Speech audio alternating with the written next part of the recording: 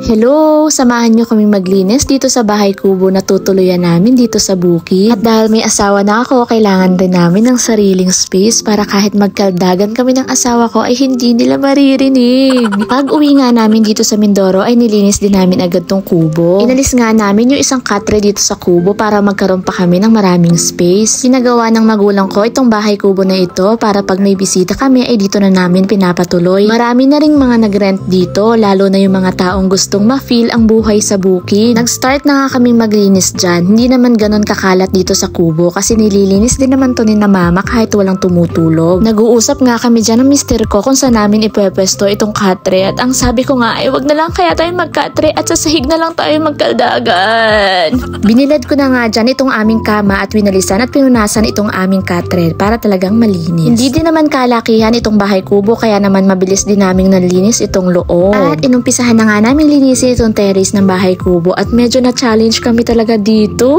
Kasi hindi namin ini-expect na meron pa palang ibang nagre-rent dito. Yes, may ahas kaming nakita, ahas tulog. At dahil matatakotin nga kami sa ahas, ay nagpaltikan talaga kami nung nakita namin. Ahas tulog ang tawag dito kasi patulog-tulog lang siya. Maliit lang din siya at cute naman siya pero nakakatakot pa rin. Tinawag ko na lang ang tatay ko at pinatapon na lang namin dun sa damuhan. At pagkatapos ay tinuloy na namin dyan ang paglilinis para makatapos na agad kami. Dito sa bukid, hindi uso ang mineral water. Ang meron dito ay ice water na lasang lumang ref.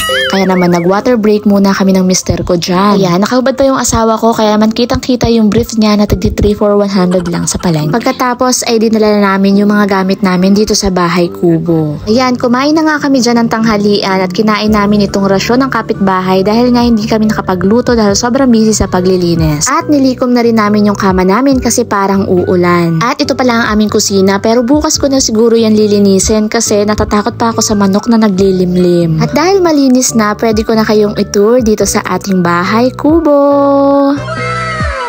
Gusto ko talaga sa kwarto ko ay minimalist lang. Bukod sa wala naman talaga kaming pambili pa ng ibang gamit, kaya naman hindi ako nahirapang i-achieve yung pagiging minimalist dito sa kwarto. Lagay rin tayo ng mga halaman dyan para maganda namang tingnan. Meron din pala kaming nabiling isda. Grabe, ang ganda ng kulay nila at nakaka-relax talaga silang titigan. Ang bahay kubo na ito nga ay may sarili ding CR at ito ang itsura ng CR namin. Malinis ang CR namin pero wag nyo nang pansinin yung maasim na bra na nakasabit. At ito ang isa sa pinakagusto ko kapag andito ako sa bukid. Yung lalabas ka sa bahay tapos sariwang hangin at magandang paligid agad ang makikita mo. Dito rin kami tumatambay at nagkakape ng mister ko habang pinag-uusapan ang aming mga pangarap at habang pinapanood ang mga gansa dito sa unahan ng kubo. Flex ko lang din itong tanim na lemon ng nanay ko sa tabi ng bahay kubo. O diba, libre na ang lemon dito. Ito naman sa space na to, dito kami tumatambay ng family ko at mga kaibigan namin. Grabe, sobrang enjoy lagi ang pagtambay namin dyan.